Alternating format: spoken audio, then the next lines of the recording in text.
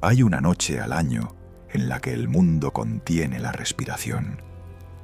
Una noche en la que las fronteras entre lo visible y lo invisible, entre lo vivo y lo muerto, entre el orden y el caos, se disuelven como niebla bajo el sol del amanecer. Los antiguos celtas la conocían como Samhain, el momento sagrado en que la rueda del año completa su giro, cuando la cosecha ha sido recolectada y la tierra se prepara para su largo sueño invernal. Pero Samhain no es simplemente el fin de una estación, es una fractura en el tejido mismo de la realidad. Imagina que estás de pie en la cima de una colina irlandesa mientras el sol se oculta en el horizonte occidental. El aire se vuelve denso, casi tangible, como si pudieras tocarlo con las manos. A tu alrededor, las hogueras comienzan a encenderse, pequeños puntos de luz desafiando la oscuridad que se aproxima con hambre ancestral. Los druidas han declarado que esta es la noche en que el Side, el otro mundo de los espíritus y las hadas, se superpone con el nuestro.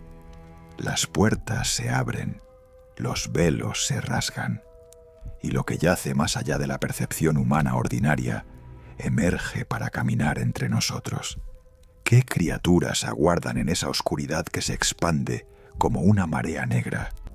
¿Qué entidades han esperado 364 días para manifestarse en toda su gloria terrible y magnética? Esta noche, las respuestas no son simples cuentos para asustar a niños junto al fuego. Son ecos de verdades olvidadas, fragmentos de un conocimiento que nuestros ancestros guardaban con reverencia y terror.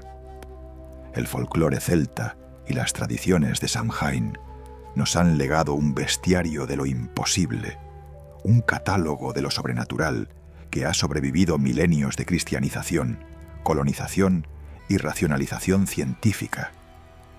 31 criaturas emergen de las sombras de esta noche sagrada, cada una con su propio propósito, su propia hambre, su propio mensaje cifrado en el lenguaje del miedo y la maravilla. Algunas anuncian la muerte, otras seducen con engaños, algunas protegen lo sagrado con violencia implacable, y otras simplemente existen como recordatorios de que el universo es más vasto, más extraño y más peligroso de lo que nuestras mentes modernas están dispuestas a admitir. Esta no es una lista casual de monstruos de Halloween. Esto es una inmersión profunda en la psique de culturas enteras, un análisis de cómo los miedos colectivos se cristalizan en forma y nombre. Cada criatura que exploraremos tiene raíces en la experiencia humana real. El terror a la muerte prematura, el miedo a perder a un hijo, la ansiedad ante los espacios salvajes que no pueden ser controlados, el trauma de la hambruna y la guerra. Los antiguos celtas no inventaron estas entidades por capricho. Las crearon porque las necesitaban, porque dar forma al horror es el primer paso para comprenderlo, y comprender es el primer paso para sobrevivir. En Atlas Prohibido nos especializamos en descender a las profundidades de lo que la historia oficial prefiere olvidar, en desenterrar las verdades enterradas bajo capas de tiempo y silencio. Si buscas respuestas que otros canales temen explorar, si anhelas conocimiento que trasciende lo superficial, este es tu refugio. Únete a esta comunidad de exploradores de lo oculto, porque lo que descubriremos esta noche es solo el comienzo de un viaje mucho más profundo hacia los territorios prohibidos del conocimiento ancestral.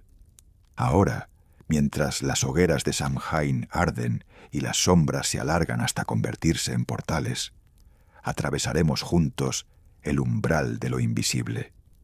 Conocerás a los heraldos de la muerte que anuncian tu final con gritos que hielan la sangre. Enfrentarás a los embaucadores que disfrazan su malevolencia con belleza seductora. Caminarás por bosques guardados por entidades que no toleran la profanación. Y al final, cuando hayamos recorrido el bestiario completo de Samhain, te quedarás con una pregunta que resonará en tu mente mucho después de que este video termine. Porque la verdadera pregunta no es si estas criaturas existen. La verdadera pregunta es: ¿qué versiones modernas de estos antiguos terrores hemos creado en nuestra propia era de desconexión, tecnología y olvido de lo sagrado? Las respuestas aguardan en la oscuridad. Y la oscuridad, como descubrirás, tiene muchos nombres, muchas formas y muchísima hambre. Bienvenido a Samhain. Bienvenido a la noche en que todo es posible. Bienvenido al catálogo de las 31 criaturas que necesitas conocer antes de que el velo se cierre nuevamente.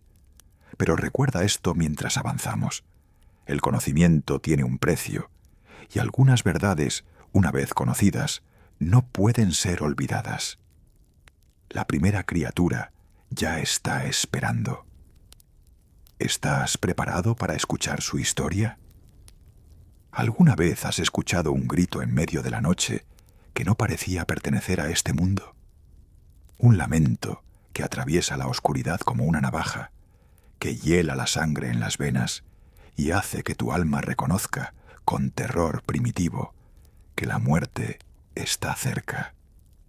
En las noches de Samhain, cuando el velo entre los mundos se adelgaza hasta ser casi transparente, existen entidades cuyo único propósito es anunciar el final. No son asesinos, no son verdugos, son heraldos, mensajeros de lo inevitable, criaturas que han sido designadas por fuerzas más antiguas que la memoria humana para señalar cuando un alma está a punto de abandonar el mundo de los vivos. La primera de estas entidades, y quizás la más conocida en todo el folclore celta, es An-Bin Sidhe, la Banshee, la mujer del Sidhe. Su nombre mismo revela su linaje divino. Es una descendiente de los Tuatha Dé Danann, los antiguos dioses de Irlanda, que fueron derrotados y obligados a refugiarse bajo las colinas cuando llegaron los milesios. No es simplemente un fantasma errante o un espíritu vengativo. Es una diosa caída, una entidad que una vez tuvo poder sobre la vida y la muerte, y que ahora existe en un estado liminal, atrapada entre su antigua gloria y su función reducida como heraldo de la mortalidad. La Banshee se aparece típicamente como una mujer alta y delgada, de belleza sobrecogedora, vestida siempre de blanco, el color del luto en la tradición celta. La encontrarás sentada en una puerta, en una cerca o junto a un arroyo, peinando su larga cabellera con un peine de plata mientras entona su lamento. Su llanto, conocido como Kinning o Caoinead, no es un sonido cualquiera. Es una composición fúnebre que resuena en frecuencias que tocan directamente el alma, un grito que trasciende el mero sonido para convertirse en una experiencia visceral de pérdida inminente. Pero aquí reside el aspecto más inquietante de la Banshee. No llora por cualquiera. Su lamento está reservado para las familias tradicionales irlandesas, especialmente aquellas con apellidos que comienzan con O o Mac, los linajes antiguos que conectan directamente con el pueblo celta original. Si escuchas su llanto, significa que alguien de tu sangre, de tu clan, de tu tribu ancestral, morirá antes de que amanezca. No hay escape, no hay negociación. La Banshee no causa la muerte, simplemente la anuncia con una certeza absoluta que vuelve inútil cualquier intento de resistencia. Los testimonios históricos documentan variantes de su apariencia. Algunas veces aparece como una anciana de aspecto aterrador, con ojos rojos e hinchados de tanto llorar, vestida con harapos grises. Otras veces se manifiesta como una joven hermosa, con cabello rojizo o negro como el carbón. Pero siempre, siempre está el llanto. Ese sonido que los irlandeses describen como una mezcla entre el aullido del viento en invierno, el gemido de un animal herido y el grito de una mujer en el momento más profundo de su dolor. Es un sonido que, una vez escuchado, jamás se olvida, que marca el alma con la certeza inminente de la pérdida. La función cultural de la Banshee trasciende el simple terror. En una sociedad donde la muerte era constante y a menudo súbita, donde las enfermedades, las guerras y las hambrunas se llevaban vidas sin previo aviso, la Banshee ofrecía algo paradójicamente reconfortante: certeza. Su lamento daba tiempo para la preparación espiritual, para las despedidas finales, para que el clan se reuniera alrededor del moribundo. En cierto sentido, la Banshee era una misericordia disfrazada de terror, un último acto de conexión entre el mundo divino y el humano. Pero la Banshee no está sola en su función como heraldo de muerte. Cabalgando por los caminos solitarios de Irlanda en la noche de Samhain, emerge una figura aún más aterradora: el Dullahan, también conocido como Ganthian, que literalmente significa sin cabeza. Imagina que estás caminando por una carretera rural irlandesa, rodeado por la oscuridad absoluta de la noche de Samhain. El silencio es opresivo, roto solo por el sonido de tus propios pasos. Entonces, en la distancia, escuchas el trueno de 1900 cascos aproximándose a velocidad imposible. Lo que aparece en el camino desafía toda lógica. Es un jinete montado sobre un caballo negro como la medianoche, pero donde debería estar su cabeza hay solo un muñón sangriento.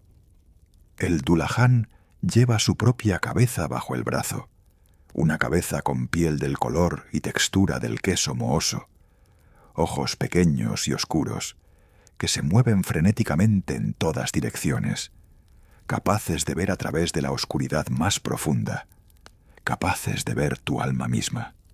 Su boca se extiende de oreja a oreja en una sonrisa grotesca que revela dientes podridos. El Dullahan monta un caballo que en ocasiones también carece de cabeza, o conduce un carruaje negro decorado con objetos funerarios, tirado por 6 caballos negros que galopan tan rápido que las chispas saltan de sus cascos al golpear el pavimento. El látigo que usa está hecho de una columna vertebral humana. Cuando se detiene frente a una casa, levanta su cabeza cercenada a la altura de los ojos y pronuncia un solo nombre, solo uno, y la persona cuyo nombre es pronunciado cae muerta instantáneamente, sin dolor, sin lucha, simplemente cesa de existir en el mundo de los vivos. No puedes esconderte del Dullahan, no puedes correr. Todas las puertas se abren a su paso, todos los cerrojos saltan, todas las barreras se desvanecen. Es imparable, inexorable, la personificación misma de la muerte como fuerza neutra e inevitable. Pero existe, según el folclore, una única defensa contra el Dullahan: el oro. Si arrojas, aunque sea una moneda de oro en su camino, el Dullahan huirá aterrorizado, pues los seres del Side tienen una aversión profunda e inexplicable a este metal. Es una debilidad curiosa para una criatura tan poderosa, un recordatorio de que incluso los heraldos de la muerte tienen sus propios temores. El origen del Dullahan se remonta a Crom Dubh, un antiguo dios celta de la fertilidad y la oscuridad, al que se le ofrecían sacrificios humanos mediante decapitación. Cuando el cristianismo llegó a Irlanda y los antiguos dioses fueron derrocados, Crom Dubh no desapareció, simplemente se transformó, se redujo, se convirtió en el Dullahan, condenado a vagar eternamente ejecutando la función para la cual fue originalmente venerado: reclamar vidas humanas. Es un ejemplo perfecto de cómo los dioses caídos se convierten en los demonios de las nuevas religiones, cómo el poder divino, cuando es desposeído, se transforma en horror. La tercera entidad que completa esta trinidad de heraldos mortales es menos conocida, pero igualmente aterradora: el Sluagh. No son una criatura singular, sino una horda, un enjambre, una bandada de espíritus de los muertos que fueron rechazados tanto por el cielo como por el infierno. Almas tan corruptas, tan llenas de malicia y resentimiento, que ningún reino del más allá las aceptaría. Vagan eternamente en el espacio liminal entre mundos, y en Samhain, cuando las barreras se disuelven, descienden sobre el mundo de los Jin-Tun, vivos como cuervos hambrientos. El Sluagh viaja desde el oeste, siempre desde el oeste, volando en formaciones que bloquean las estrellas. Por eso, en las noches de Samhain, las familias irlandesas cerraban y sellaban todas las ventanas que miraban hacia el oeste, dejando solo las del este abiertas, para permitir que los espíritus benévolos de los ancestros familiares entraran. El Sluagh busca almas moribundas, personas que están en el umbral entre la vida y la muerte, e intentan arrastrarlas consigo hacia su exilio eterno. Son descritos como figuras oscuras y aladas, con rostros apenas visibles, que emiten sonidos similares al batir de miles de alas de pájaros mezclado con susurros malignos. Lo verdaderamente aterrador del Sluagh es que pueden poseer temporalmente a los vivos, especialmente a aquellos que están débiles o enfermos, y obligarlos a realizar actos terribles. Son la personificación del contagio espiritual, de cómo la corrupción y la maldad pueden propagarse de alma en alma como una enfermedad. En una época anterior a la comprensión moderna de la enfermedad mental o la epilepsia, el Sluagh ofrecía una explicación para comportamientos inexplicables y violentos. No era la persona quien actuaba, sino los espíritus malignos que la habían poseído. Estos tres heraldos, la Banshee, el Dullahan y el Sluagh, comparten una característica fundamental: no matan por placer, no destruyen por malicia personal. Son fuerzas, mecanismos, partes del orden cósmico que regulan el flujo entre la vida y la muerte. Son aterradores precisamente porque no pueden ser razonados, negociados o evitados mediante la virtud o la astucia. Representan la democracia absoluta de la muerte, el hecho ineludible de que no importa cuán poderoso, rico o virtuoso seas, eventualmente un heraldo vendrá por ti. Pero ¿qué nos dicen estas criaturas sobre las personas que las crearon? Los celtas vivían en una relación íntima con la muerte. La veían constantemente, en los campos de batalla, en los partos, en las enfermedades que arrasaban comunidades enteras, en los inviernos brutales que mataban a los ancianos y a los débiles. No tenían el lujo moderno de mantener la muerte a distancia, esterilizada en hospitales y escondida en funerarias. La muerte vivía con ellos, comía con ellos, dormía en la cabaña de al lado. Crear heraldos de la muerte era una forma de ejercer al menos un mínimo control psicológico sobre lo incontrolable.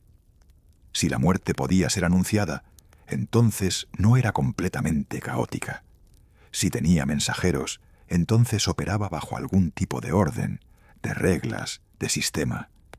Y si conocías las reglas, si comprendías las señales, si respetabas los rituales, entonces tal vez, solo tal vez, podías prepararte, podías encontrar significado en la pérdida, podías transformar el terror ciego en algo que al menos tenía forma y nombre. Los heraldos de la muerte son también recordatorios de la importancia del linaje y la comunidad. La Banshee no llora por extraños, solo por familias específicas. El Dullahan pronuncia un nombre, conectando la muerte individual con la identidad personal. Incluso el Sluagh en su búsqueda de almas, reconoce la diferencia entre los moribundos y los sanos. En una cultura donde la identidad individual estaba inextricablemente ligada al clan, a la tribu, a la familia extendida, estos heraldos reforzaban la importancia de esas conexiones. Tu muerte no era solo tuya, afectaba a toda tu comunidad, y por lo tanto, la comunidad tenía el derecho y la responsabilidad de ser advertida. ¿Escuchas ese sonido en la distancia? ¿Es el viento o es el llanto de la Banshee? ¿Son truenos o los cascos del Dullahan aproximándose?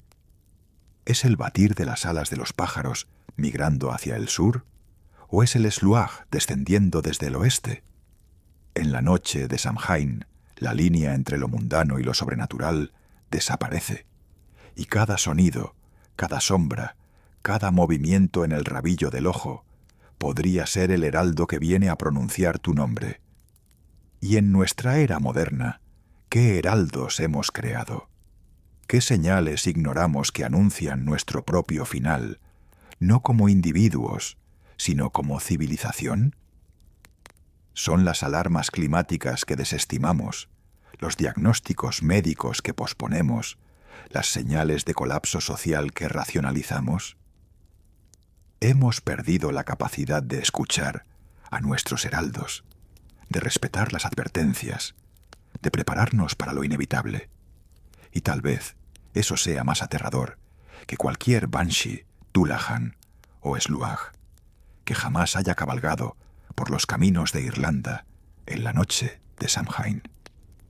Los heraldos están esperando. Siempre lo están. La pregunta no es si vendrán, sino si estaremos listos cuando finalmente pronuncien nuestro nombre.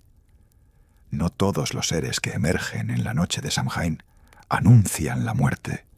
Algunos tienen propósitos mucho más complejos, mucho más retorcidos, mucho más peligrosos precisamente porque sus intenciones permanecen ocultas bajo capas de encanto, belleza y promesas seductoras.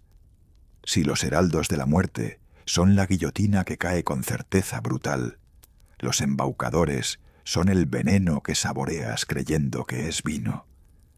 Son los maestros del engaño, los arquitectos de la ilusión, las criaturas que entienden que el mayor poder no reside en la fuerza bruta, sino en la manipulación de la percepción y el deseo. Imagina que estás caminando por un sendero rural irlandés al caer el crepúsculo en Samhain.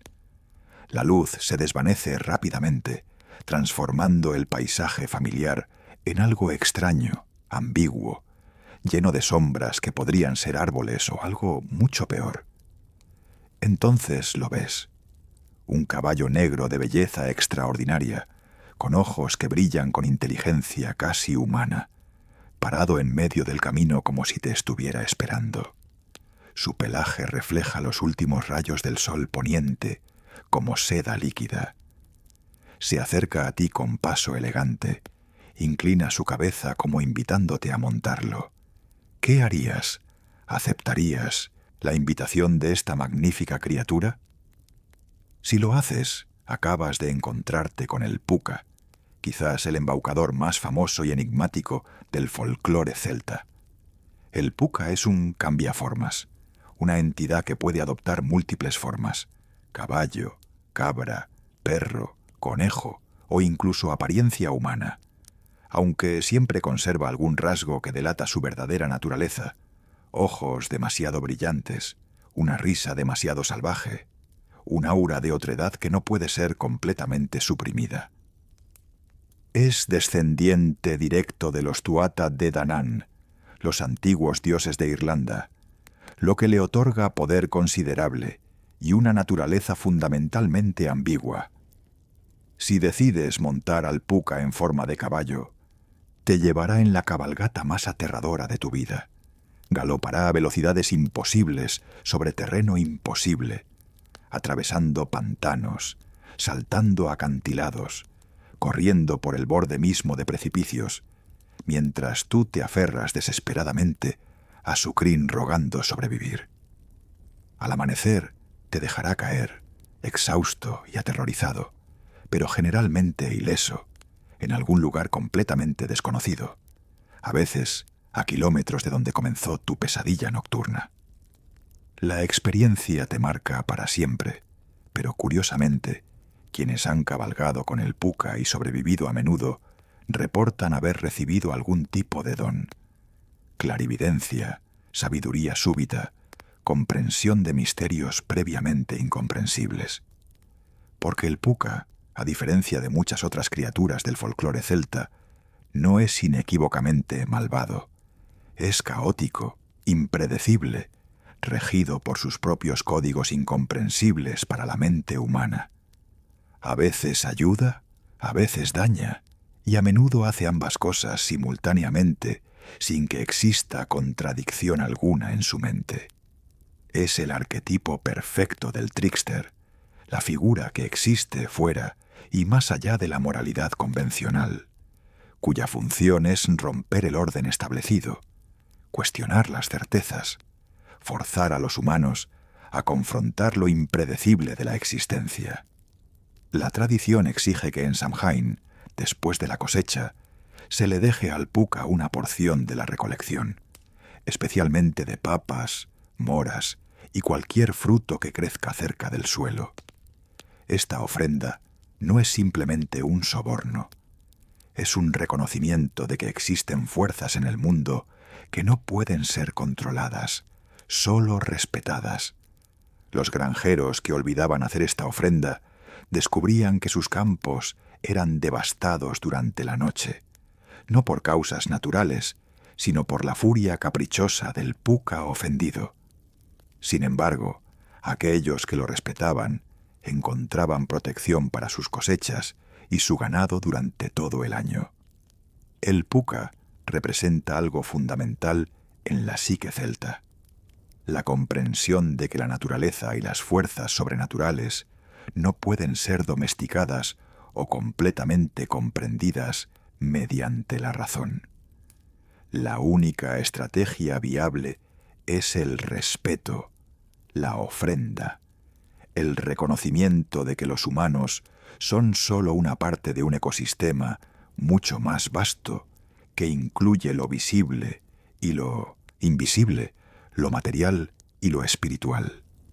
En una época moderna, donde creemos poder controlar todo mediante tecnología y ciencia, el puka nos recuerda que existen dominios que permanecen salvajes, impredecibles y fundamentalmente ajenos a nuestros sistemas de orden.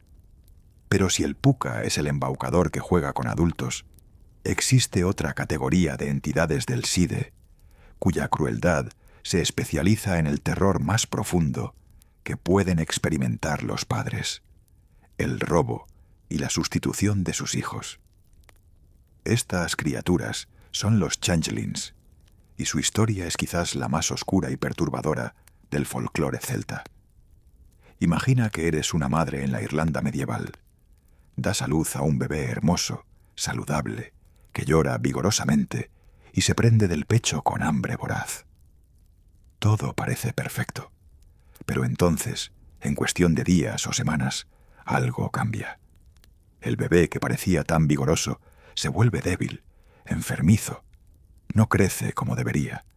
Su llanto se transforma en algo extraño, casi inhumano. Sus ojos, cuando te miran, parecen contener una inteligencia antigua, malévola, completamente inapropiada para un infante. Y lentamente, horriblemente, comienzas a sospechar que este niño no es tu hijo. Es un changeling, un impostor dejado por las hadas del SIDE cuando robaron a tu verdadero bebé. Los changelings son típicamente hadas ancianas, débiles o enfermas, que las hadas más jóvenes quieren deshacerse, o simplemente son bloques de madera encantados para aparentar vida. Las hadas los dejan en lugar de los bebés humanos robados porque valoran enormemente a los niños humanos, especialmente aquellos hermosos, sanos y no bautizados. Se cree que los usan para revitalizar su propia raza, que ha disminuido en poder y número desde la llegada del cristianismo, o simplemente porque encuentran placer en criar niños humanos como propios. La creencia en los changelings servía múltiples funciones en la sociedad celta. Era una explicación para condiciones médicas que no podían ser comprendidas: el autismo, la parálisis cerebral, enfermedades degenerativas, trastornos del desarrollo. Cuando un niño que parecía normal de repente dejaba de desarrollarse correctamente, o cuando nacía con discapacidades severas, la familia enfrentaba no solo el dolor de ver sufrir a su hijo, sino también la confusión de no comprender qué había salido mal. La mitología del changeling ofrecía una narrativa, una explicación que, por terrible que fuera, al menos daba sentido al sinsentido. Pero esta creencia tenía un lado oscuro y profundamente perturbador. Existían remedios folclóricos para expulsar a un changeling y recuperar al niño verdadero. Algunos involucraban simplemente métodos de diagnóstico. Se colocaba al niño sospechoso cerca del fuego o en un horno tibio, creyendo que un changeling revelaría su verdadera naturaleza al hablar con voz anciana o al escapar volando por la chimenea. Otros métodos eran mucho más brutales: golpizas, quemaduras, exposición a los elementos, con la justificación de que no se estaba dañando a un niño verdadero, sino forzando a un impostor a abandonar su disfraz. La historia está manchada con casos documentados de niños que murieron debido a estos remedios, asesinados efectivamente por padres desesperados que genuinamente creían estar salvando a su verdadero hijo de un destino peor que la muerte: vivir eternamente prisionero en el reino de las hadas. Estos casos nos confrontan con la realidad de que las creencias, por profundamente arraigadas que estén en la tradición, pueden tener consecuencias mortales cuando chocan con la vulnerabilidad humana. Desde una perspectiva antropológica, la mitología del changeling también funcionaba como un mecanismo de afrontamiento psicológico para padres que enfrentaban la realidad imposible de un hijo severamente discapacitado en una sociedad sin recursos médicos ni redes de apoyo social. Creer que el niño sufriente no era realmente tu hijo biológico, sino un impostor, podía proporcionar distancia emocional del dolor insoportable de ver a tu verdadero hijo atrapado en un cuerpo que no funcionaba como debería. Era una forma de trauma compartido y procesado comunitariamente, aunque con consecuencias a veces horribles. Para prevenir el robo de bebés por las hadas, existían innumerables rituales protectores. Los padres colgaban hierro sobre las cunas, ya que las hadas no pueden tolerar este metal. Colocaban pan, sal o herramientas abiertas como tijeras cerca del bebé. Nunca dejaban a un infante solo, especialmente durante las horas del crepúsculo, cuando el velo entre mundos es más delgado.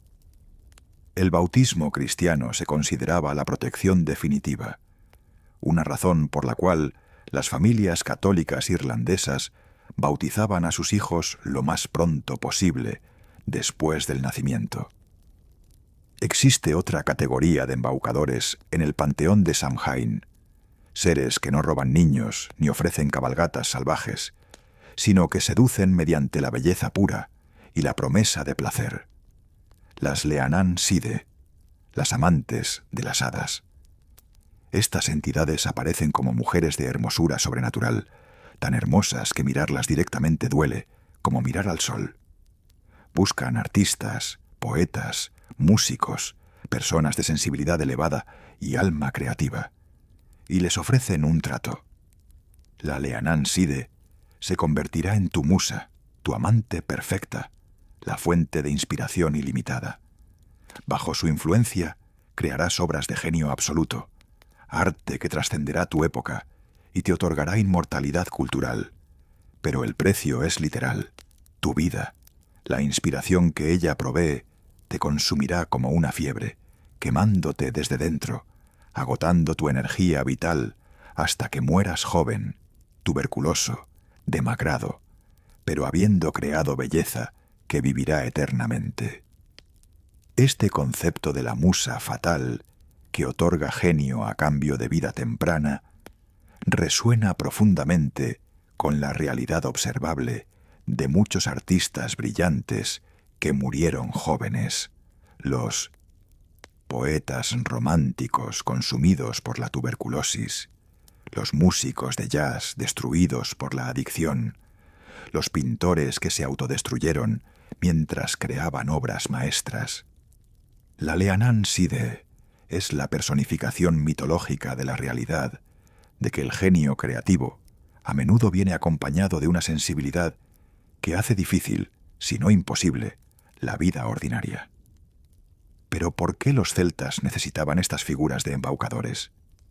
¿Qué función psicológica y social cumplían el puca, los changelings y las Leanán Side? En su esencia, los embaucadores representan todo lo que no puede ser controlado mediante la fuerza o la razón. Son recordatorios de que el engaño, la seducción y la apariencia pueden ser más poderosos que la verdad evidente. Enseñan desconfianza saludable, cautela, la comprensión de que no todo lo hermoso es beneficioso y no todo lo feo es dañino. En un mundo donde la supervivencia dependía de leer correctamente señales, de distinguir entre el agua potable y la envenenada, entre el extraño confiable y el peligroso, entre la planta medicinal y la mortal, los embaucadores servían como historias de advertencia codificadas. Enseñaban a los niños a no confiar ciegamente en las apariencias, a cuestionar lo demasiado bueno para ser verdad, a mantener siempre un nivel de escepticismo protector. Y en nuestra era moderna, ¿hemos superado la necesidad de estas advertencias?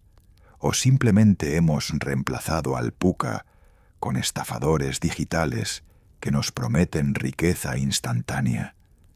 ¿Hemos intercambiado a los changelings por identidades falsas en redes sociales que parecen humanas pero están diseñadas para manipular? ¿Son nuestras Leanán Side modernas las adicciones que prometen éxtasis pero consumen nuestra sustancia vital? Los embaucadores nunca desaparecen. Simplemente actualizan sus disfraces, adoptan nuevas formas apropiadas para cada era. La lección permanece constante.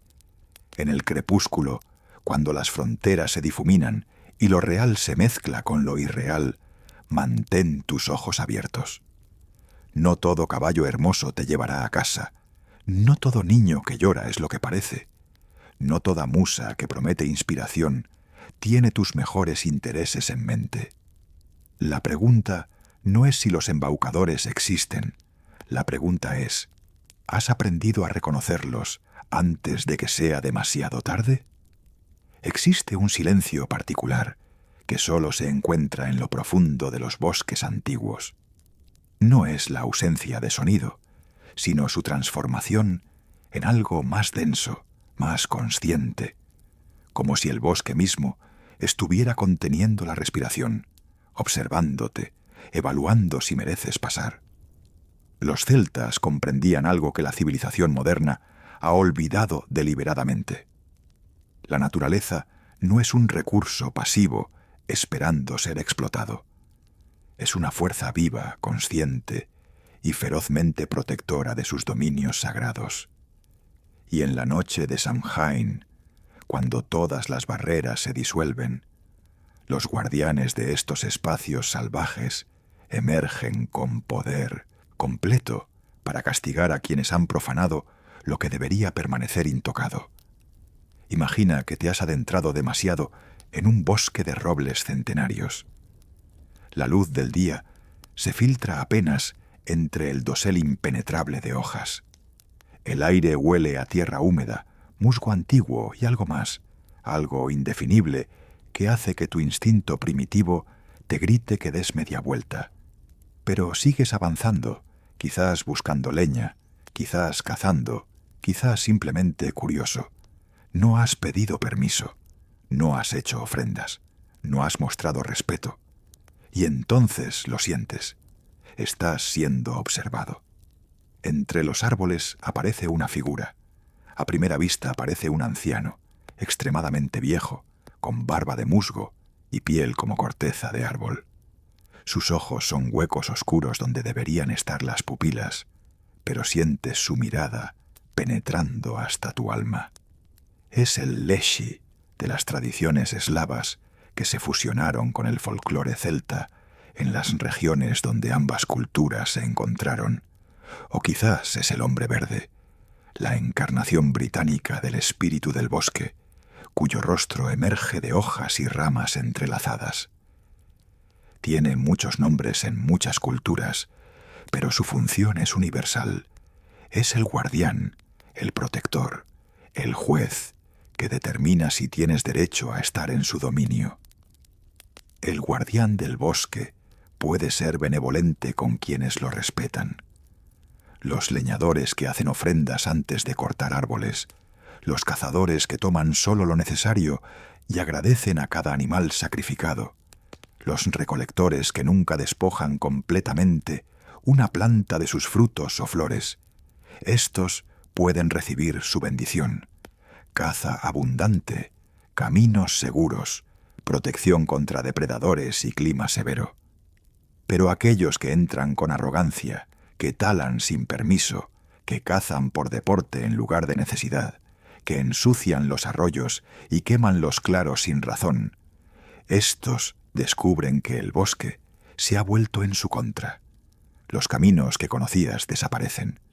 Caminas en círculos durante horas, siempre regresando al mismo claro, sin importar en qué dirección te muevas. Las ramas se extienden para rasguñar tu rostro y enredarse en tu ropa. Las raíces emergen del suelo para hacerte tropezar.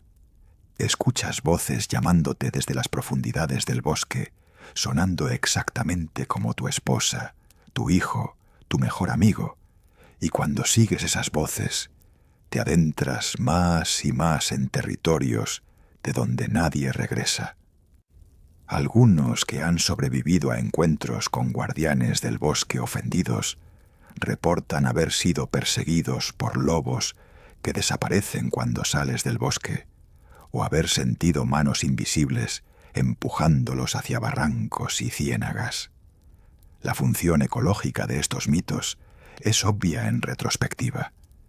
Eran sistemas de conservación ambiental codificados en narrativas sobrenaturales. En sociedades sin leyes escritas ni agencias de protección ambiental, la creencia en guardianes vengativos del bosque aseguraba que las personas no sobreexplotaran los recursos naturales. El miedo es un motivador poderoso, mucho más efectivo que apelaciones abstractas a la sostenibilidad o al bien común. Si crees que talar demasiados árboles hará que el espíritu del bosque maldiga a tu familia con mala suerte durante generaciones, serás extremadamente cuidadoso en tu extracción de madera. Pero los bosques no son los únicos espacios naturales que tienen guardianes. Los cuerpos de agua, especialmente los lagos profundos, los pozos antiguos y los ríos de corriente rápida, tienen sus propios protectores, y estos son aún más peligrosos porque combinan la función de guardián con un hambre activa por sacrificio humano. En lagos y ríos de Irlanda y Escocia habita el Ich Wisge, el caballo de agua, una criatura que comparte algunas características con el puca, pero es infinitamente más malévola. Aparece como el caballo más hermoso que jamás hayas visto, usualmente de color gris o blanco, con crin que fluye como agua corriente. Emerge cerca de cuerpos de agua al atardecer, especialmente en Samhain, cuando su poder alcanza su punto máximo. Parece manso, domesticado, y prácticamente te suplica que lo montes. Si cometes el error fatal de montarlo, descubrirás que tu piel se ha adherido a la suya. No puedes desmontar, no puedes escapar. Y el Ich Wisge inmediatamente galopa de regreso al agua, sumergiéndose en las profundidades mientras tú gritas y luchas inútilmente. Te arrastra al fondo del lago donde te ahoga y devora tu carne, dejando solo el hígado, que por alguna razón estos seres encuentran intolerable, flotando a la superficie como evidencia macabra de tu destino. La única forma de evitar este destino si accidentalmente tocas a un Ich-Uisge es nunca permitirle llegar al agua. Mientras esté en tierra, es relativamente vulnerable. El hierro puede herirlo, el fuego lo aterra. Pero una vez que entra al agua, se vuelve prácticamente omnipotente en su elemento. Algunos relatos sugieren que el Ich-Uisge puede transformarse en humano apuesto para seducir a jóvenes solitarias, y solo la presencia de algas en su cabello o el olor a agua estancada delata su verdadera naturaleza. Relacionada con el Ich-Uisge, pero ligeramente menos letal, es la kelpie escocesa, otra criatura equina acuática que habita principalmente en ríos y arroyos. Las kelpies ocasionalmente permiten que sus víctimas escapen después de darles un susto terrible, especialmente si la víctima muestra valentía o ingenio. Pero no confíes en esta misericordia, porque las kelpies son fundamentalmente impredecibles, y lo que una perdona, otra puede castigar con muerte brutal. ¿Por qué sociedades enteras desarrollaron creencias tan consistentes en espíritus de agua asesinos? La respuesta práctica es clara. El agua es peligrosa. Los lagos profundos tienen corrientes submarinas que pueden arrastrar incluso a nadadores experimentados. Los ríos se hinchan súbitamente con lluvias distantes, convirtiendo vados seguros en trampas mortales. Los pozos antiguos y poco mantenidos pueden tener bordes inestables que colapsan. Los niños, especialmente, están en riesgo constante cerca del agua. Las historias del Ich-Uisge y las kelpies enseñaban a los niños celtas a mantenerse alejados de cuerpos de agua desconocidos, a nunca interactuar con animales extraños cerca de lagos y ríos, a respetar el agua como una fuerza que puede matar tan fácilmente como sostiene la vida. Son advertencias de seguridad codificadas en mitología, transmitidas con tal poder emocional que se grababan permanentemente en la psique infantil. Pero existe una categoría más de guardianes naturales, quizás la más antigua y fundamental: los espíritus de montañas y colinas específicas, entidades que no son simplemente habitantes de un lugar, sino que son el lugar mismo personificado. En la tradición celta e irlandesa, estas entidades incluyen a la Cailleach, la vieja bruja del invierno, también conocida como la divina arpía. La Cailleach es primordial, anterior a los propios Tuatha de Danann. Es la encarnación del invierno, de la montaña, de la tierra helada y la piedra eterna. Se la describe como una giganta con un solo ojo, piel azul como el hielo y cabello blanco como la nieve. Lleva un bastón que congela el suelo con cada golpe, marcando el avance del invierno sobre la tierra. Es simultáneamente creadora y destructora, la que da forma al paisaje moviendo montañas como si fueran guijarros, la que llena valles con sus lágrimas para crear lagos, la que arroja piedras que se convierten en islas. En Samhain, el poder de la Cailleach alcanza su punto máximo, porque esta noche marca el comienzo de su reinado sobre la tierra. Durante los 6 meses de invierno, ella gobierna, y durante los 6 meses de verano, duerme o se transforma en piedra. No es malvada en el sentido convencional, no actúa por crueldad o placer sádico. Es una fuerza natural, y el invierno es despiadado no por elección moral, sino por necesidad existencial. Ofender a la Cailleach significa condenar a tu comunidad a un invierno especialmente brutal. Los campos no producirán en primavera. El ganado morirá de frío. las tormentas de nieve enterrarán las aldeas. Por eso en Samhain se le hacen ofrendas. Leche vertida en el suelo, la primera porción de cualquier comida, palabras de respeto pronunciadas hacia las montañas. No es adoración en el sentido religioso, es reconocimiento pragmático de que existen fuerzas que están más allá del control humano, y la única estrategia viable es el respeto. La Cailleach representa algo profundo sobre la relación celta con la naturaleza. No la veían como algo separado de lo divino o lo consciente. Las montañas no eran simplemente formaciones geológicas, eran cuerpos de entidades antiguas. Los ríos no eran solo agua fluyendo, eran las venas del mundo, bombeando vida pero también capaces de drenar. El bosque no era madera esperando ser cosechada, era el hogar de conciencias que evaluaban tu carácter antes de permitirte entrar. Esta visión animista del mundo natural creaba una relación fundamentalmente diferente con el medio ambiente que la perspectiva moderna de recursos explotables. Si cada árbol potencialmente alberga un espíritu que podría bendecirte o maldecirte, cortas árboles con cuidado, gratitud y moderación. Si cada lago tiene un guardián que cuenta cuántos peces tomas, no sobrepescas.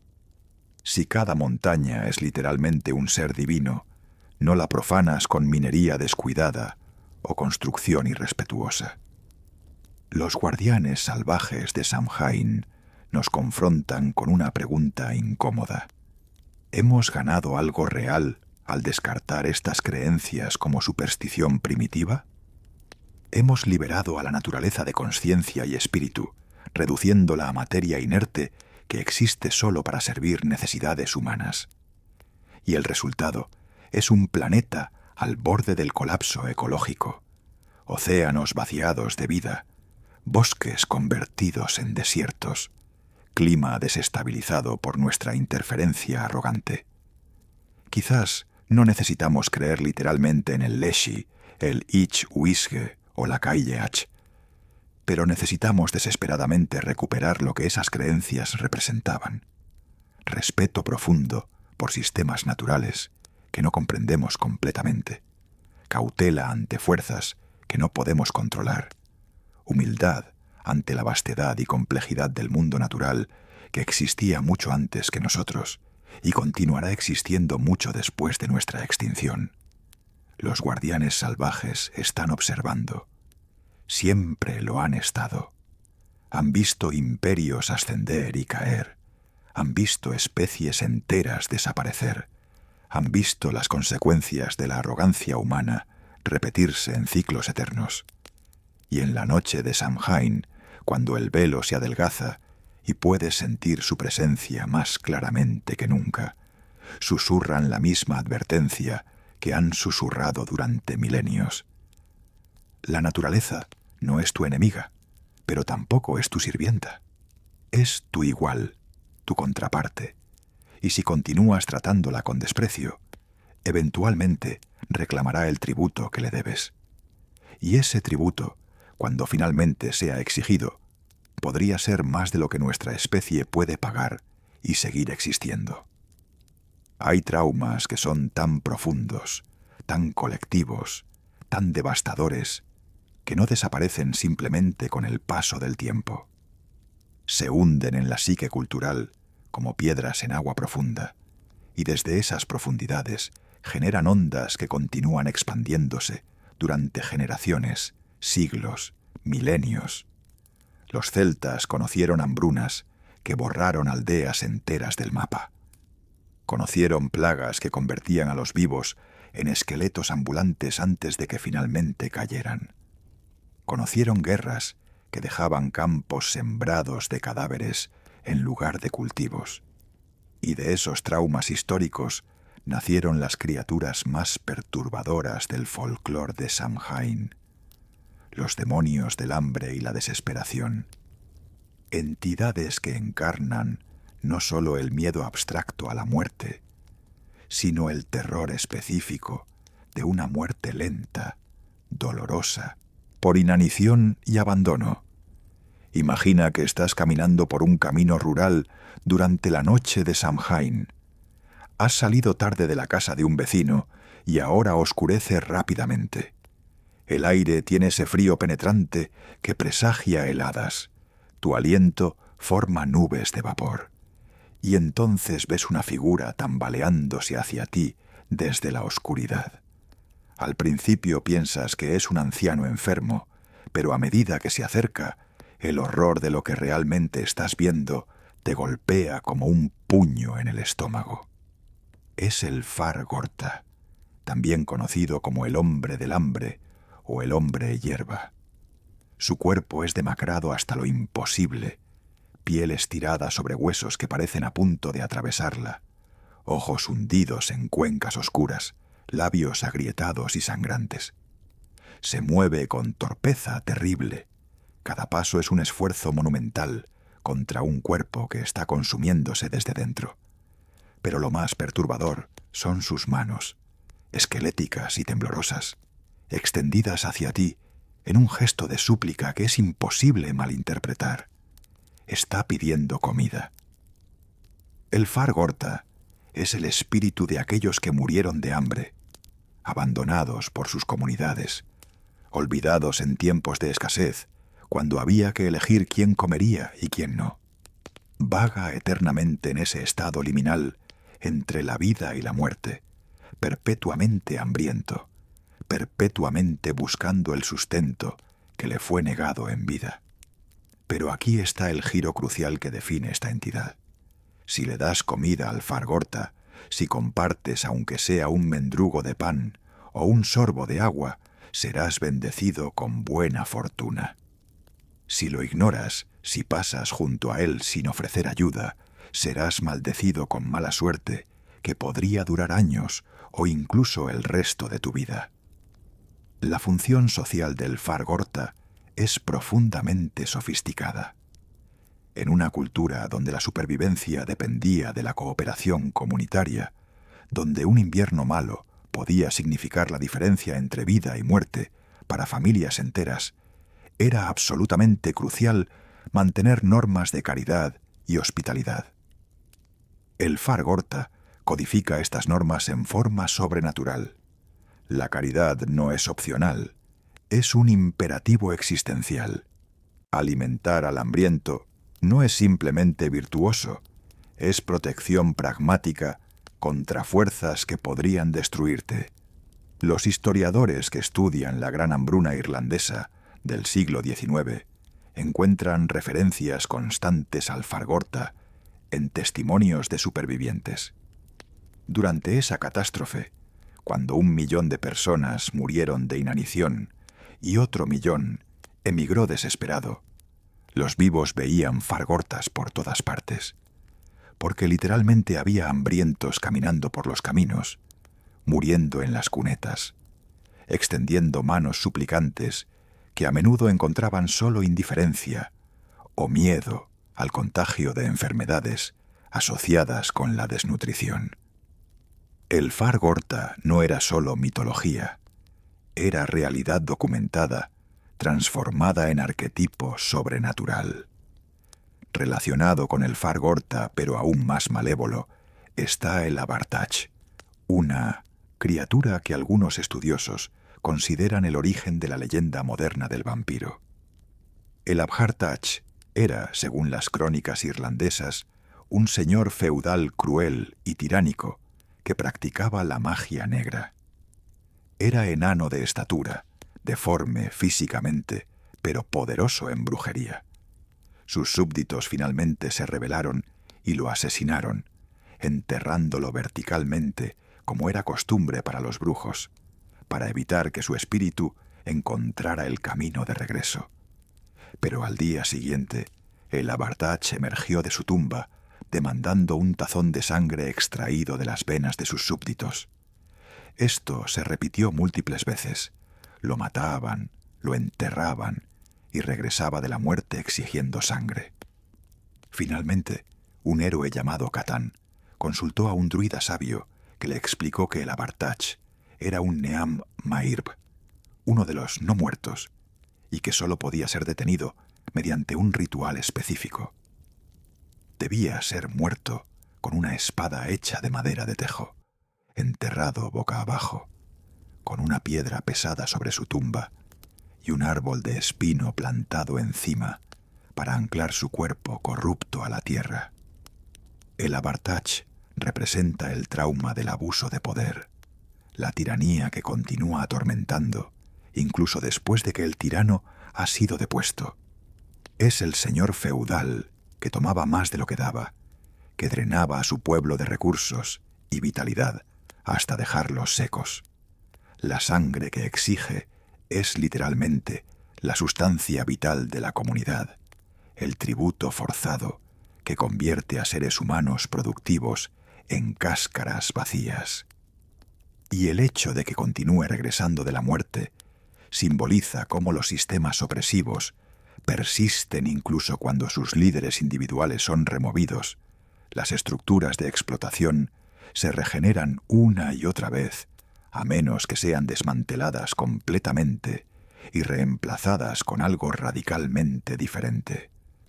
En Samhain, cuando los muertos pueden caminar nuevamente, existe el miedo particular de que los Abhartachs de cada generación, aquellos que en vida tomaron más de lo que merecían, regresen para continuar su explotación desde más allá de la tumba.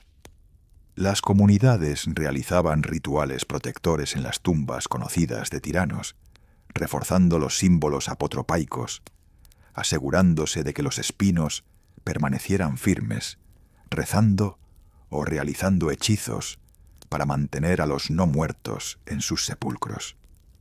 Pero no todas las criaturas nacidas del trauma colectivo toman forma humana o humanoide. Algunas encarnan las fuerzas impersonales de la destrucción, las catástrofes que no tienen rostro ni nombre, pero que devastan comunidades enteras. Entre estas está el Elend Trechend, el monstruo de 3 cabezas que emerge de la cueva de Cruachan, uno de los portales más famosos entre este mundo y el otro mundo en la mitología irlandesa. El Elend Trechend es descrito como una criatura aviaria gigantesca, similar a un buitre o un cuervo, con 3 cabezas que escupen fuego y veneno. Cada Samhain, esta criatura emerge de las profundidades de Cruachan y asola la tierra circundante, quemando campos, envenenando pozos, matando ganado y personas indiscriminadamente. No tiene motivo comprensible, no busca venganza ni tributo. Simplemente destruye, porque la destrucción es su naturaleza esencial. Los intentos de combatir al Elend Trechend mediante fuerza militar fracasan consistentemente. Guerreros armados con las mejores armas son reducidos a cenizas por su aliento de fuego o caen retorciéndose por su veneno. La única defensa efectiva, según las leyendas, es la magia poética de los bardos druídicos. Fue Amergin, el más grande de los bardos, quien finalmente detuvo al Elend Trechend mediante canciones de tal poder que la criatura se vio obligada a retirarse a su cueva y permanecer allí. El simbolismo aquí es fascinante. La fuerza bruta no puede detener ciertas catástrofes. Solo la sabiduría, el arte, el conocimiento transmitido culturalmente a través de generaciones puede proteger contra las fuerzas de destrucción masiva.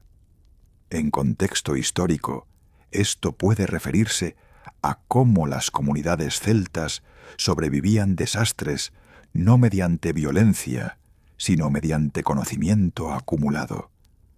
Saber qué plantas eran comestibles durante hambrunas, cómo predecir patrones climáticos, cómo negociar con invasores en lugar de luchar batallas suicidas, cómo mantener la cohesión social durante crisis mediante rituales y narrativas compartidas. El Elend Trechend también puede interpretarse como personificación de enfermedades epidémicas. Las 3 cabezas podrían representar diferentes síntomas o etapas de enfermedad. El fuego podría simbolizar fiebre, el veneno, la infección. La naturaleza aviaria, la forma en que las enfermedades parecían volar de comunidad en comunidad, sin respetar fronteras ni muros. Y el hecho de que emerge específicamente de Cruachan, un portal al otro mundo, sugiere que los celtas entendían las enfermedades como originándose en reinos más allá de la comprensión humana normal, lo cual no está muy lejos de la verdad cuando consideramos que los patógenos microbianos eran efectivamente invisibles hasta la invención del microscopio. Otra criatura que encarna el trauma colectivo, específicamente el trauma de guerra y violencia, es el sluagh que mencionamos anteriormente, pero vale la pena explorar su naturaleza con más profundidad. Los sluagh no son simplemente espíritus de los muertos, son específicamente las almas de aquellos que murieron sin redención. Asesinos, traidores, cobardes que abandonaron a sus compañeros en batalla, aquellos que rompieron los códigos sagrados de hospitalidad y honor que mantenían unida a la sociedad celta. Vagan en bandadas porque en vida fueron expulsados de sus comunidades y en muerte permanecen eternamente exiliados, incapaces de encontrar paz, pero también incapaces de dejar de existir completamente. Son la personificación del ostracismo social, del rechazo comunitario, de lo que sucede cuando alguien viola tan completamente las normas sociales que no hay camino de regreso a la pertenencia. Y en Samhain, cuando buscan arrastrar a los moribundos con ellos, están intentando desesperadamente formar su propia comunidad de parias, expandir su número, forzar a otros a compartir su exilio eterno. El terror psicológico del sluagh no reside en el daño físico que pueden infligir, aunque ciertamente son peligrosos. Reside en lo que representan, la posibilidad de que tus propias acciones te conviertan en algo tan corrupto, tan rechazado, que ni siquiera la muerte ofrecerá escape. Es la encarnación del remordimiento eterno, de consecuencias que persisten más allá de cualquier posibilidad de reparación. Estas criaturas, el Fargorta, el Abartach, el Elentrecend, el sluagh, todas comparten una característica común. Nacieron del sufrimiento colectivo real. No son fantasías caprichosas inventadas para entretener. Son cicatrices psíquicas de traumas históricos, transformadas en narrativas que ayudan a las comunidades a procesar experiencias demasiado dolorosas para ser confrontadas directamente.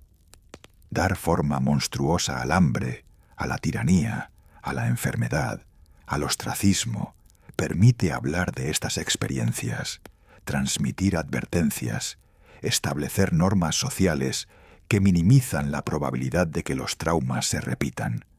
¿Y en nuestra época moderna, hemos superado la necesidad de estos demonios? Cada reportaje sobre hambrunas en regiones olvidadas por la comunidad internacional es un Fargorta moderno extendiendo sus manos. Cada dictador que drena los recursos de su nación para su enriquecimiento personal es un Abartach contemporáneo. Cada pandemia que se propaga a través del mundo es un Elentrecend con un nombre nuevo. Cada comentario, sección en línea, llena de odio anónimo, es una bandada de sluagh modernos, espíritus que han renunciado a su humanidad y ahora solo buscan infectar a otros con su veneno. Los demonios del hambre y la desesperación nunca desaparecen. Simplemente actualizan sus métodos, adoptan nuevos disfraces apropiados para cada era. Pero su mensaje fundamental permanece inquietantemente relevante. El olvido tiene un precio. Ignorar el sufrimiento de otros eventualmente invita al sufrimiento a tu propia puerta. La tiranía no permanece enterrada, a menos que la entierres profunda y completamente. La enfermedad no respeta fronteras ni privilegios, y aquellos que renuncian a su humanidad se condenan a un exilio eterno de la comunidad que todos los seres humanos necesitan para prosperar.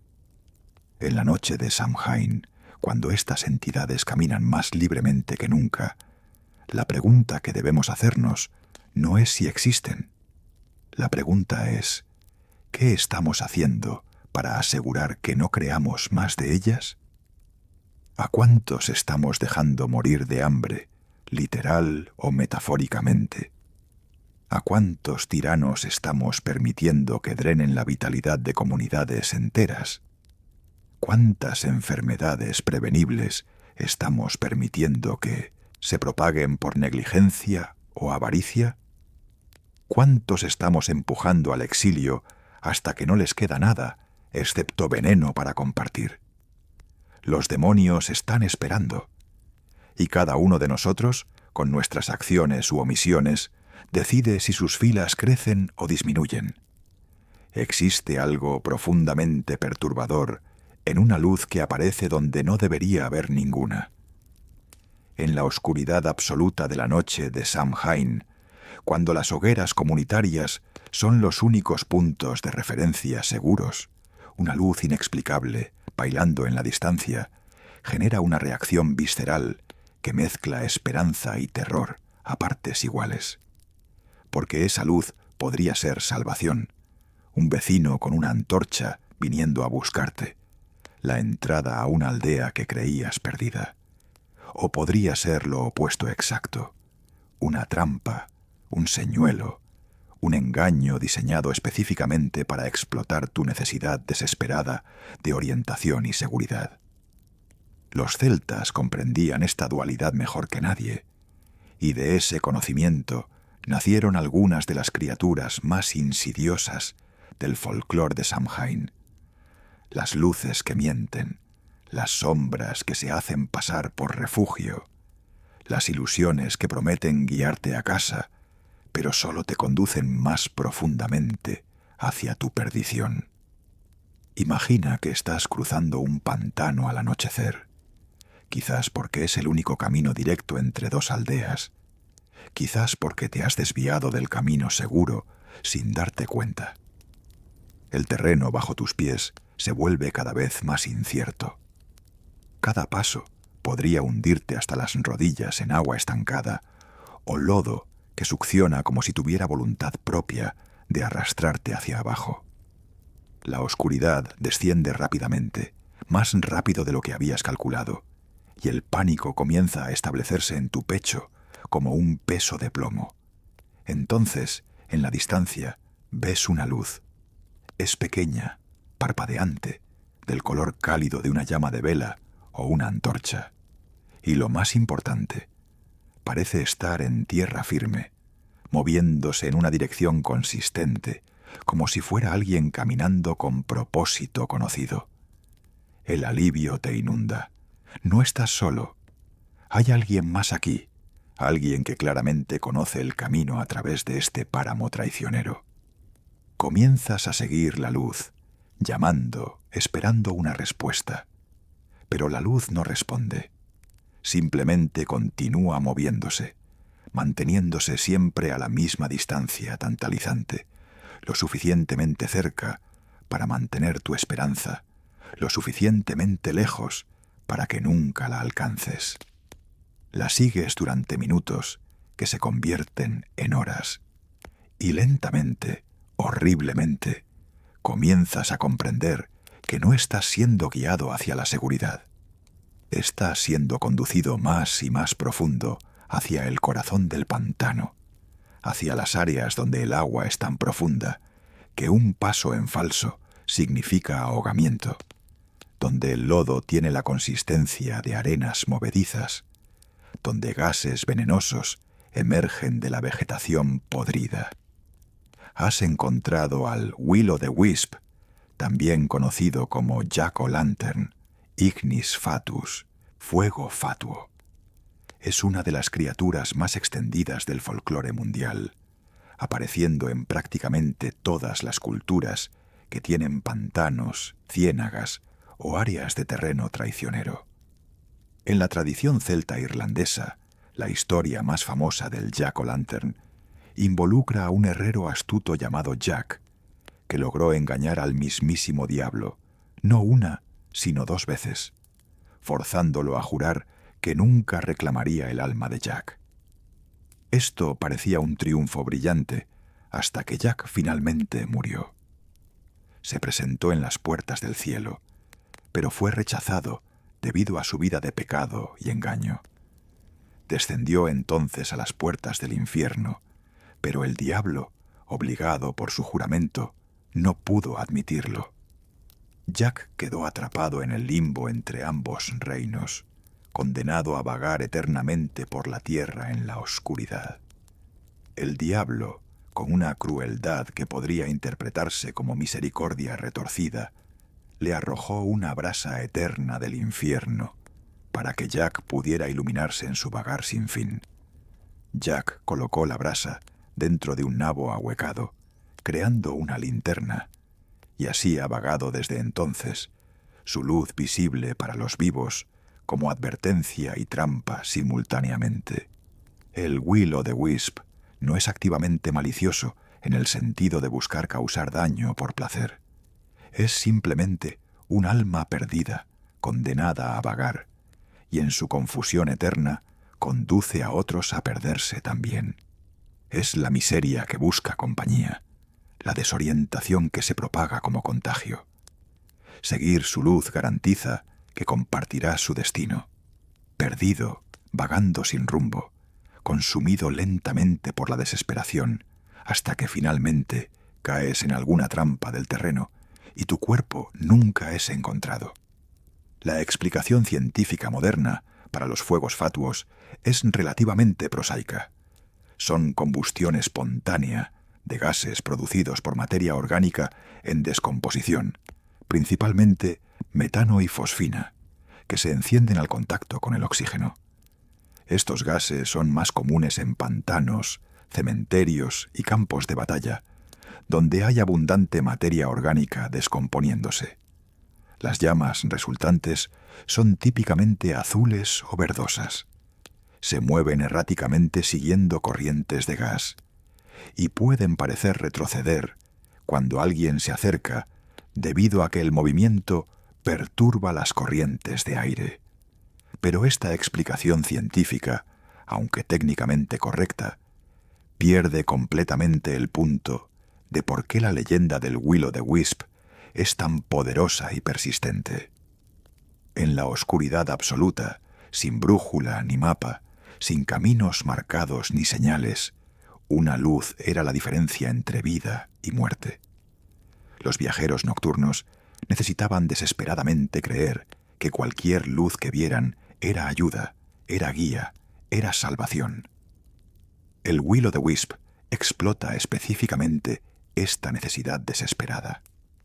Transforma la esperanza en arma, usa tu propio deseo de seguridad para llevarte exactamente al lugar más peligroso posible. La función social de la leyenda es clara. Enseña a no confiar ciegamente en señales reconfortantes cuando estás en territorio peligroso. Enseña que algunas esperanzas son falsas, diseñadas específicamente para explotar tu vulnerabilidad. Enseña que en situaciones de supervivencia, la cautela y el escepticismo son más valiosos que el optimismo y la confianza. Es una lección brutal, pero necesaria en un mundo donde un error de juicio en terreno traicionero significaba muerte casi garantizada. Relacionada con el Will-o'-the-Wisp, pero con naturaleza ligeramente diferente, está la luz corporal, también conocida como Canwyll Corph en galés o Corp Candle en inglés. A diferencia del fuego fatuo que conduce a la perdición, la luz corporal es un presagio, una advertencia sobrenatural de muerte inminente. Aparece como una luz pálida, usualmente azul o blanca, que se mueve desde la casa de una persona que está a punto de morir hasta el lugar donde será enterrada, típicamente el cementerio local. Quienes ven una luz corporal pueden seguirla y observar exactamente qué ruta tomará el cortejo fúnebre. Pueden ver la luz detenerse en lugares donde los portadores del ataúd descansarán. Pueden incluso ver la luz entrar a la iglesia y dirigirse al lugar exacto donde será excavada la tumba. En algunos relatos, el tamaño y el brillo de la luz indican la edad de quien morirá. Una luz grande y brillante significa un adulto.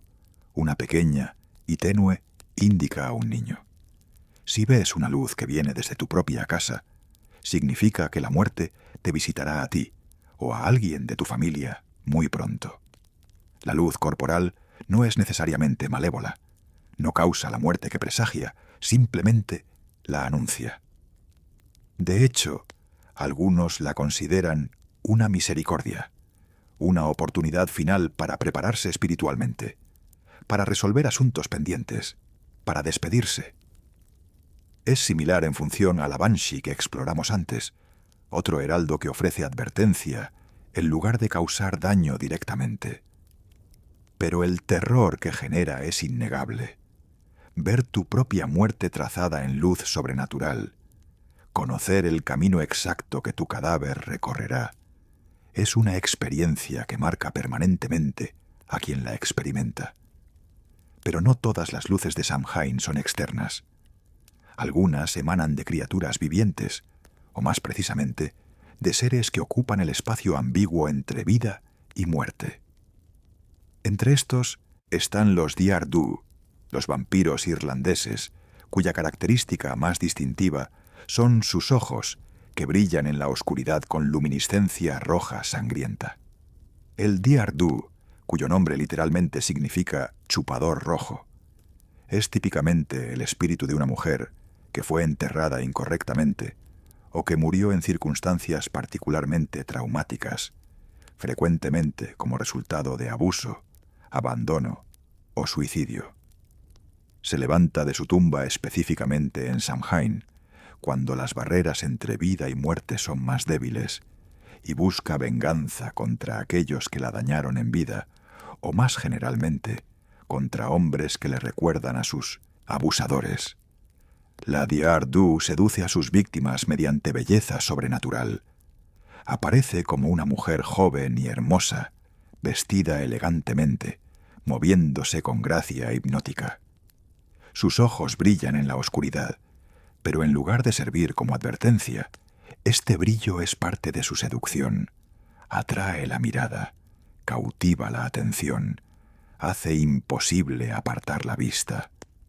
Cuando finalmente tiene a su víctima completamente bajo su hechizo, se acerca y drena su sangre, no mediante colmillos como en las leyendas vampíricas posteriores, sino mediante un beso que literalmente succiona la vida de los labios de la víctima. La única defensa contra una Diardu es apilar piedras sobre su tumba. Esto la aprisiona físicamente, hace imposible que emerja incluso cuando el velo entre mundos se adelgaza. Las comunidades que conocían la ubicación de tumbas de Diardu realizaban peregrinaciones anuales para añadir más piedras, asegurándose de que el peso permaneciera suficiente para contenerla. Era un ritual de responsabilidad comunitaria. Si una Diardu había sido creada por los fallos de la comunidad, por permitir que una mujer fuera abusada hasta la muerte, entonces la comunidad tenía la obligación perpetua de contener las consecuencias de ese fallo. La Diardu representa algo profundamente importante sobre cómo los celtas entendían la justicia y las consecuencias. El trauma no se disuelve simplemente con la muerte. El daño causado persiste, y si no es abordado, procesado, reconciliado en vida, se transforma en algo mucho más peligroso después de la muerte. La Diardu es literalmente trauma no resuelto, manifestado como venganza sobrenatural. Y el hecho de que específicamente caza hombres que se parecen a sus abusadores sugiere una comprensión sofisticada de cómo el trauma distorsiona la percepción. Las víctimas ven amenaza donde otros ven inocencia, porque sus experiencias han recalibrado sus sistemas de detección de peligro. Existe una última categoría de luces en el folclore de Samhain, quizás la más enigmática de todas: las procesiones fantasmales de los muertos, conocidas en diferentes regiones como Qoisir Namarv o la Marcha Silenciosa. Estas no son luces individuales, sino multitudes de ellas, docenas o incluso cientos de luces tenues, moviéndose en procesión organizada, usualmente a lo largo de caminos antiguos o hacia lugares de entierro prehistóricos. Quienes han visto estas procesiones describen un silencio absoluto a pesar del número de figuras. No hay sonido de pasos, no hay conversación, no hay respiración. Solo el movimiento constante e inexorable de las luces, cada una aportada por una sombra vagamente humanoide que parece más ausencia de luz que presencia de sustancia. Se cree que estas procesiones son las almas de todos aquellos que murieron durante el año pasado, caminando juntas una última vez antes de partir hacia el más allá definitivo. La regla absoluta, cuando presencias una de estas procesiones, es: no interfieras, no hables, no llames a ninguna de las figuras, incluso si reconoces a un ser querido fallecido recientemente. No intentes unirte a la procesión y, sobre todo, no cruces su camino. Las almas en tránsito deben completar su viaje sin interrupción.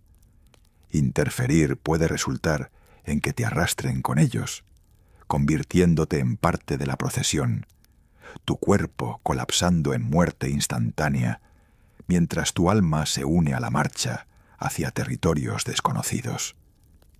Pero hay una excepción.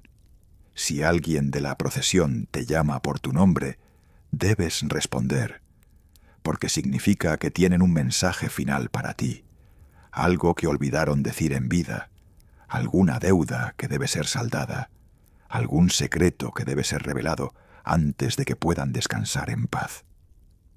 Esta excepción crea una tensión terrible para quienes presencian las procesiones. El miedo de que alguien te llame versus el miedo de lo que sucederá si no respondes cuando eres llamado.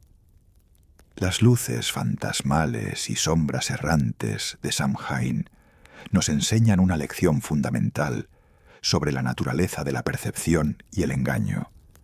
Nuestros sistemas sensoriales evolucionaron para detectar patrones, para encontrar significado en el caos, para ver intención donde a menudo solo hay proceso natural.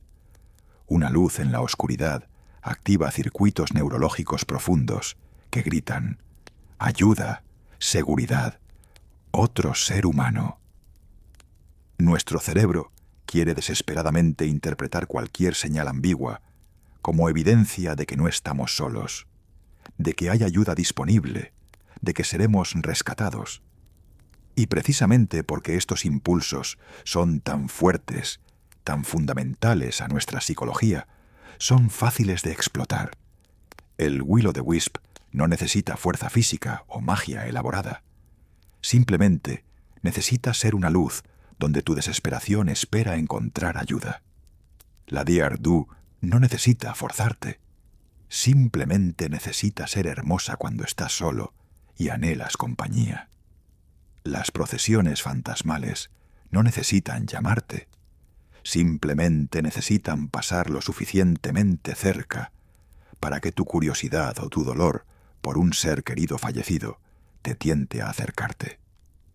En nuestra era moderna, ¿hemos superado estas vulnerabilidades? Cada estafa en línea que promete riqueza fácil es un Will-o'-the-Wisp digital, conduciendo a víctimas desesperadas más profundo hacia pantanos financieros de los cuales nunca escaparán.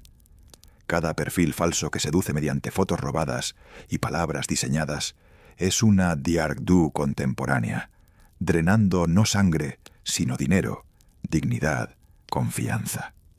Cada noticia falsa que circula porque confirma nuestros prejuicios existentes Es una luz corporal moderna, trazando el camino hacia la tumba de la verdad objetiva. Las luces siguen mintiendo, las sombras siguen engañando, y nosotros seguimos siendo criaturas desesperadas, buscando señales de esperanza en la oscuridad, queriendo creer tan profundamente que somos rescatables, que hay ayuda disponible, que no tenemos que enfrentar solos los pantanos de la existencia. Esta desesperación es tanto nuestra mayor fortaleza como nuestra vulnerabilidad más explotable. En la noche de Samhain, cuando las luces bailan en la oscuridad y las sombras toman formas que casi reconoces, recuerda esto: no toda luz guía a casa, no toda sombra oculta amenaza. El engaño más perfecto es aquel que te hace creer que lo que ves es exactamente lo que esperas ver. Y la única defensa verdadera contra ese engaño es la disposición de cuestionar incluso tus esperanzas más profundas, de mantener escepticismo incluso cuando cada fibra de tu ser quiere creer, de entender que a veces la oscuridad honesta es más segura que la luz mentirosa. Hemos llegado al final de nuestro viaje a través de las 31 criaturas de Samhain. Hemos conocido a los heraldos que anuncian la muerte con gritos que hielan la sangre. Hemos sido seducidos por embaucadores que disfrazan malevolencia con belleza. Hemos sido juzgados por guardianes que protegen lo salvaje con violencia implacable. Hemos confrontado a los demonios nacidos de hambre y desesperación colectivas. Y finalmente, hemos sido engañados por luces que prometen guiarnos, pero solo nos pierden más profundamente. Pero, ¿qué hemos aprendido realmente? Estas criaturas no son simplemente cuentos para asustar a niños junto al fuego.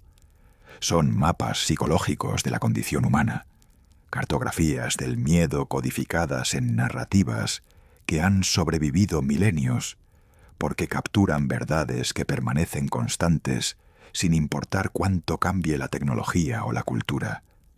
El miedo a la muerte, a ser engañados, a perder el control sobre fuerzas naturales, a que nuestros traumas persistan más allá de nuestra capacidad de sanarlos, a que nuestras esperanzas sean explotadas contra nosotros.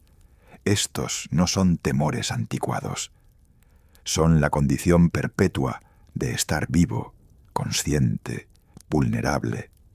Los celtas no crearon estas criaturas porque eran primitivos o supersticiosos.